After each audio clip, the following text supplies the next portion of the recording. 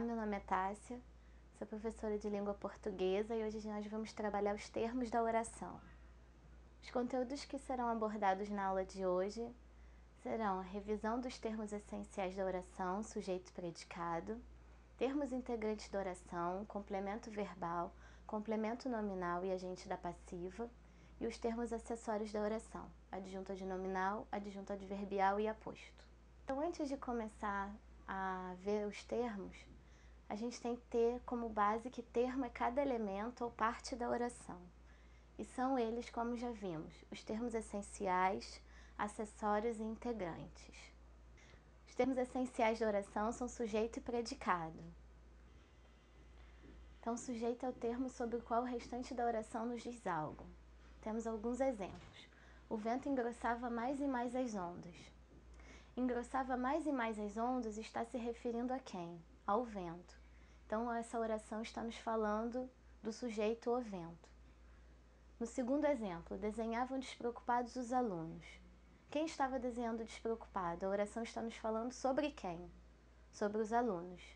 Então, logo, alunos serão sujeito. Agora, nós vamos ver os tipos de sujeito.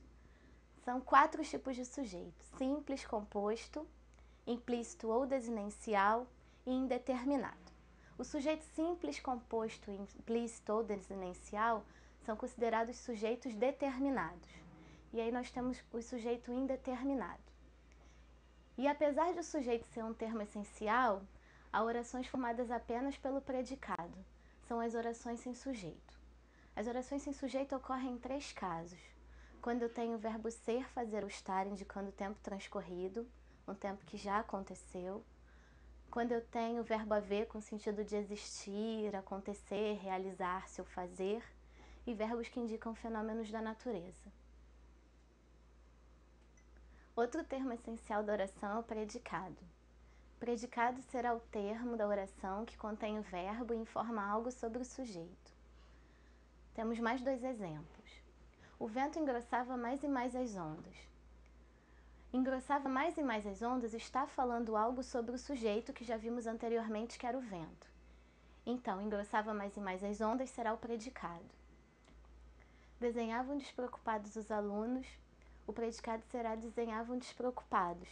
Ele está informando algo sobre o sujeito que já vimos anteriormente, que são os alunos.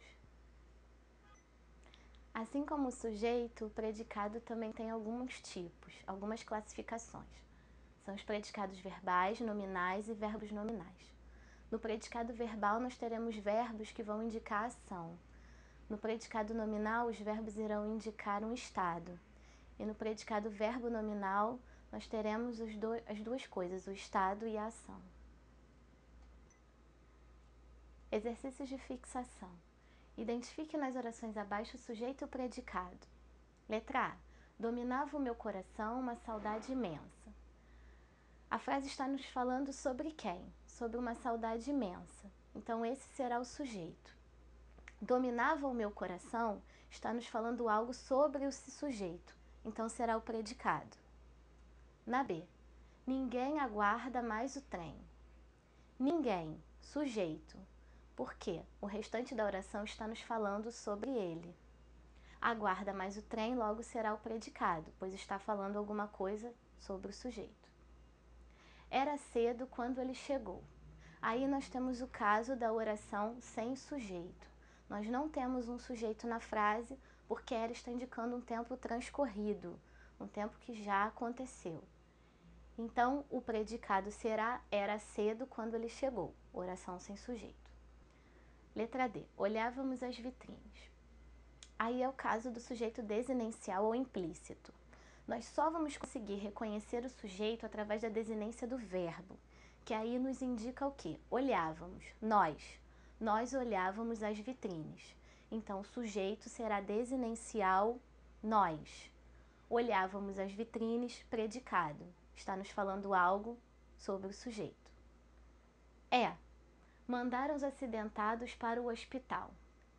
Aí é o caso do sujeito indeterminado, quando nós temos na terceira pessoa do plural ou na terceira pessoa do singular mais o ser.